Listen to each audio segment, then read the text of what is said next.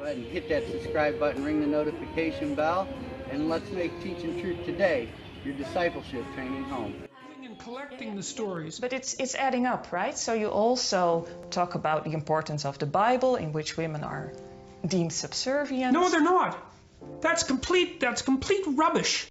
Wait until you see this clash between Jordan Peterson and a woke interviewer who claimed the Bible was harmful to women.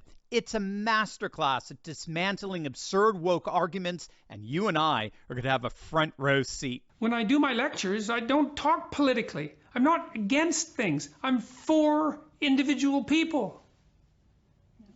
Individual people. So get out there. Do your best. Yeah. Tell the truth. Set the world in order. Have a family. Accept some responsibility. Fix up your community. And take the beam out of your own eye before you worry about the mote in your neighbors. yeah. And I like that part of 12 rules and of everything that you're saying. But then there seems to be this other side, or it comes out in interviews sometimes, but it's also in 12 rules, where you equate the feminine with chaos. I don't do that. No, that's I ridiculous. know. The Taoists have done that for 3,000 years. I know, but Right, it's not me. No. Right. But yours. Now, I just want to pause there for a moment because this is something that woke interviewers have such a hard time wrapping their minds around. Jordan Peterson's analysis draws from a very ancient conception of gender, where human gender is actually a microcosmic reflection of a larger, older macrocosmic order. So in the ancient world, gender doesn't begin with humans or with animals. Gender was, in fact, interwoven into the very fabric of nature, in that the cosmos was itself organized according to gender categories. So in the ancient Greek work Theogony by Hesiod, the earth goddess Gaia arises from chaos, and both Gaia and chaos are envisioned with female symbolism, and they together give birth to Uranos, or heaven, that's associated with male symbolism. So in the Greek cosmos, heaven and earth are male and female respectively, and human genders are manifestations of this more basic cosmic gender differentiation. So this is all to say that the ancient world believed we lived in a gendered reality. Gender wasn't a social construct that was arbitrarily made up. It was a fixed cosmic principle of which we were a microcosmic part. Now, obviously, that could be used in all kinds of ways to justify making women subservient, but the key here is that, classically speaking, gender is not arbitrary. It's not fluid. It has a fixedness that's as established as the cosmos itself. You write a book which is an antidote to chaos, and you're selecting the stories in which the feminine is chaos, and also I'm observing and collecting the stories. But it's adding up, right? So you also talk about the importance of the Bible, in which women are deemed subservient. No, they're not. That's complete rubbish.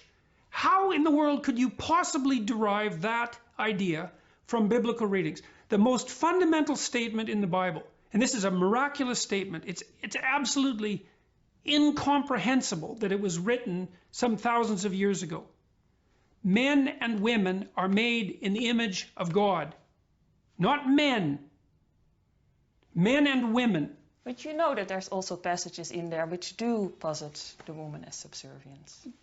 What passages are you referring to? Well, where it's told to Adam and Eve that women will henceforth have to obey their husband. Well, that wasn't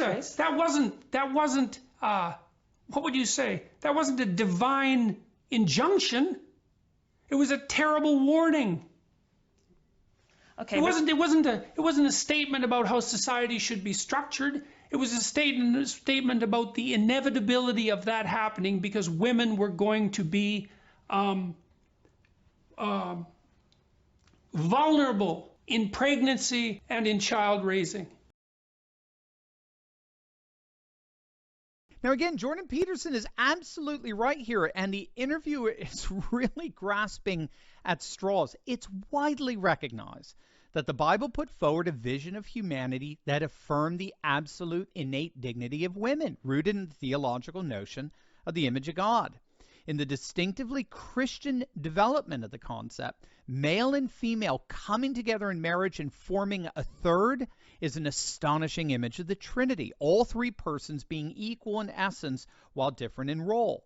And that's why, from its very beginning, Christianity evidenced an astonishing reverence for women. Women were prominent among the first followers of Jesus and the first witnesses to his resurrection.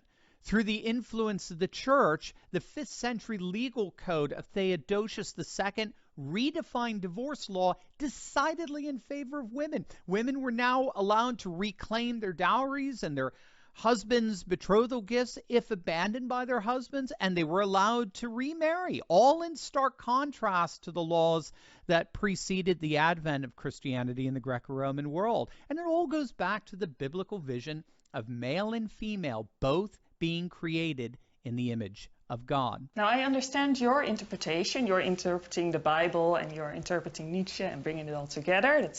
It's fine that you're doing that in your way. But can you understand that to women it may feel like you are against them? What do you mean it may feel to women? Like, there's no injunction in that story No, but that men have the right to lord it over women. No, it's not in the story. It's not just this story, of course. You know, what is it? There's heroic females in the entire corpus of the Old Testament, and there's no evidence whatsoever throughout the biblical corpus that women are any less worthy of the kingdom of God than men. And so this is part of the same thing. There's the pervasive notion that even the fundamental documents of Western civilization have this inbuilt patriarchal bias. Look, as far as I'm concerned, that statement that men and women are both made in the image of God, which gives them each a spark of divinity, out of that tiny little statement grew the entire idea of individual human rights. The idea that the state couldn't impose its purview past a certain limit, and that idea grew over thousands of years to provide the relatively free society that we have now. And to assume that that is associated in some manner with patriarchal oppression, especially given the time when that was written, is just think about how unlikely it was that long ago those words were penned.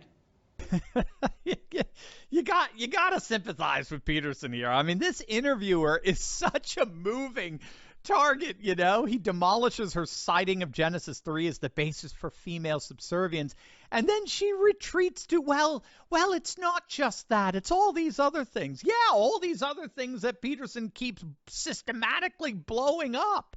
You don't have an argument anymore. And Peterson really got to the rub there. This is ultimately about undermining, a very deliberate neo-Marxist undermining of the very foundations of Western civilization. It's all about an attempt to discredit and vilify the sacred source of the freedoms and liberties that we've developed in the West over the last 2,000 years, and Jordan Peterson isn't having any of it. And yet, she still wasn't done. Be sure to subscribe to our channel, get the notification, and let Teaching Truth Today be your discipleship training home.